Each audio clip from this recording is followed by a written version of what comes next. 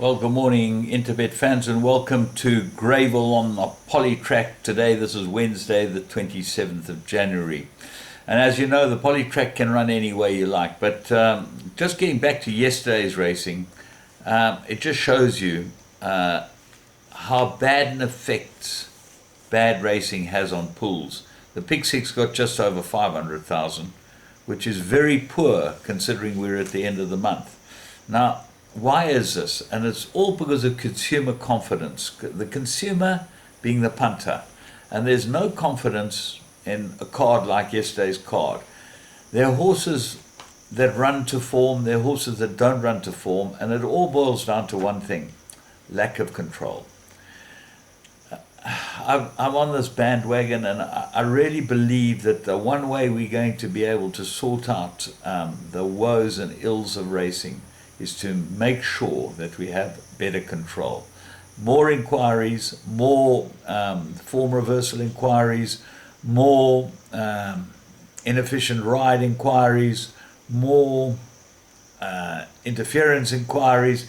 I sat watching a race yesterday, and I see the horse about 5 or 6 lengths back on the fence, and the next thing, this jockey on his outside just comes straight across, takes him out, gets on the fence, not a whisper, nothing in the Stipes report, not a word about it.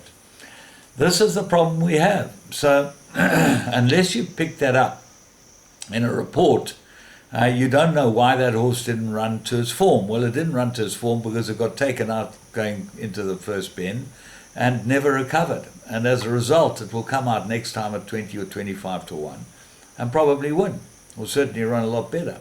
And so you get these form reversals. Why? Control.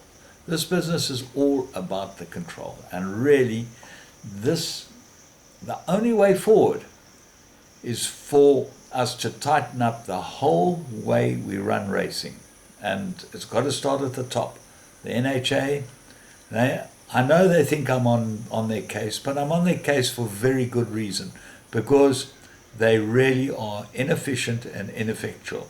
So let's get into today's racing, which doesn't look much easier, but it's certainly been able to narrow it down. It's certainly easier than yesterday. And we can kick off with first races, 12:35, 1400 meter. Remember, we're on the poly. The problem with the poly is that they ripped it up last week, so you don't know how it's going to run. If the front horses, the speed holds up, then the horses on the inside have a huge advantage. If the speed doesn't hold up, then anything can win, and normally the horses that run on down the outside. So I've given you horses in each race that I think are either the speed horses or horses that are going to be running on. But we kick off with the first. It's a 1400 meter, and I really think this is an ideal opportunity for straight 6. Mace Roberts' runner with Serena Moodley on. Comeback run was very good indeed, had a good bit of time to be able to get him into this race. Looks like he's probably been prepped for the race. And I think Michael Roberts is a very good trainer, and I think that this could be exactly what he's looking for.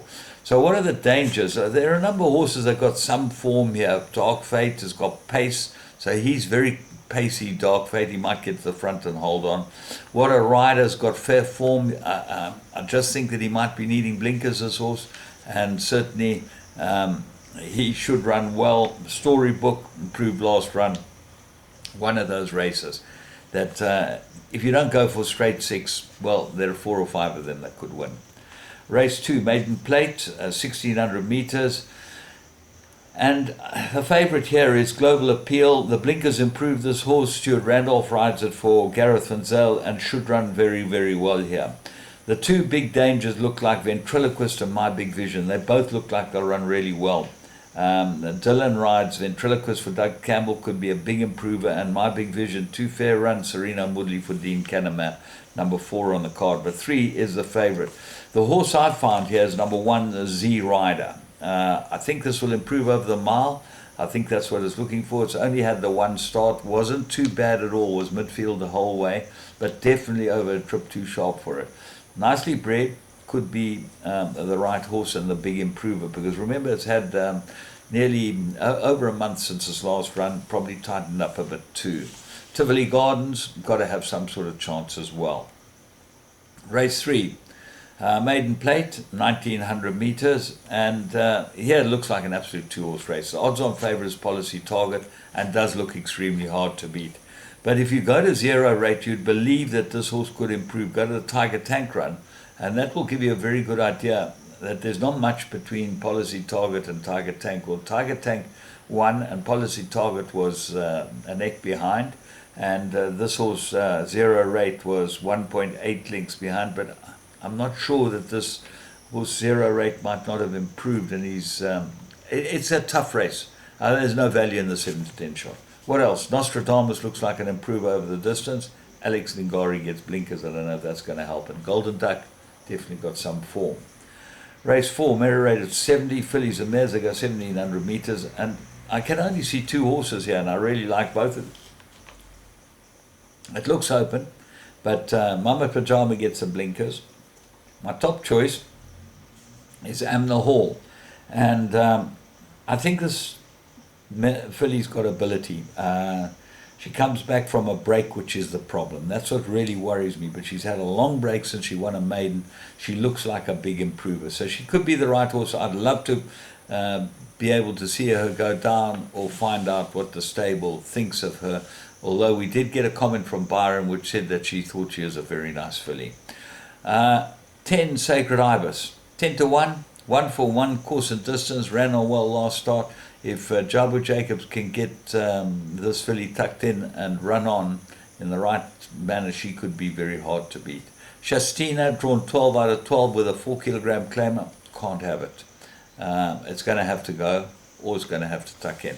Either way, Gabriel Peterson's got a big problem. Theatrical Moment, very good maiden win, and could be anything. Tango Time ran on last. Under the Mistletoe, still a maiden. Won a maiden at least. Reckless Love won a maiden. Fire Fairy got some sort of chance. Jamaica Bay's got some form. So when you start getting wide, you get very wide. So as I say, I've got it down to the two horses. Race 5, 1400, merit rated 77, and I've got this to another two horses again. My top choice is Purple Powerhouse. I think he'll get the 1400 if he's held up, and I think that's going to be the plan. Just hold him up. There's no reason why I shouldn't. He got a 6-point penalty for winning last time, but he did win extremely well. We fancied him last time as well, and he did win well. I expect him to go very, very close again, and certainly if he's held up and they're running on, he's going to be the horse they've all got to beat. Gentleman's Way, course and distance, improved last start, big runner. He'll run very, very well. Good Time Guy goes first time on the poly track. He's the favourite. Gets a 2.5 claimer, but a tricky draw 9. Just for the penny, third run after a rest. Go back to the run before last, and that was a good run behind Maitland Magic, so that comes into the play. Sovereign Soldier's got form, and Master to Be comes off a rest. So they will go into the thoughts when you're starting to look for exotics and big plays. But as I said, I like two horses. Race 6, merit rated 79, 1400 meters. I'm going to stick with my old friend number 12, Marsan. From a bad draw, she's got to be given a chance. Gomedi knows her very, very well. If you can get the run and they're running on from behind, she's going to be hard to beat. Lady Legend's a front runner, and course and distance suited, so she could go in again if they're running from the front. Simply Russian, course and distance win, got a chance. Marmalade ran on last. Maiden's Prayer, the blinkers are on, which I think is going to be a very good addition to her equipment. And interesting that Veal's not riding her, but I think that he was probably down to ride Ice Imperial, so I had to find another jockey. And then Ice Imperial was eliminated from the race, which is quite interesting because they're horses way above the benchmark. They get in the race, and these horses that are in on the right mark, 57 kilos, don't get in the race. So I don't know, I think it's something to do with the higher the merit rating, the less the benchmark counts as far as eliminations are concerned. Race 7, merit rated 78,000 meters. Well, this looked like a field race to me. But the two horses I picked out, one King's Road, I think that he's the right horse. He improved last run. He's very fast, this horse. He can get to the front and he can win. He gets a 4 kilogram claim, which is really going to help him. Lavu needed his last run, will definitely improve. Might be better over a bit further, but I don't know. Its form has shown that it goes the 1,000 meter, no problem. One is maiden over the 1,000. Impartial shows pace. Valiente, course and distance, 2 from 5. Should go well. Bernie's Dream goes on the poly for the first time. Got to have some sort of chance. And Hampton Court loves the poly. So quite a tricky race, this. And as I said, 2 horses or the field. Race 8, merit rated 67. They got 1,200 meters. And here, if they're running on, I'm going for my old friend Cersei, the filly I bred. I expect her to run really well. I don't think she is quite right her last start. This is perfect for her. She gets a 2.5 claimer. She gets a run down the outside and the others are coming back. She'll go very, very well. Casadora won a good maiden. And Donovan Dillon gets the ride on her this time. Arctic Princess, 2 good wins in a row for Gary Rich. That's number 7.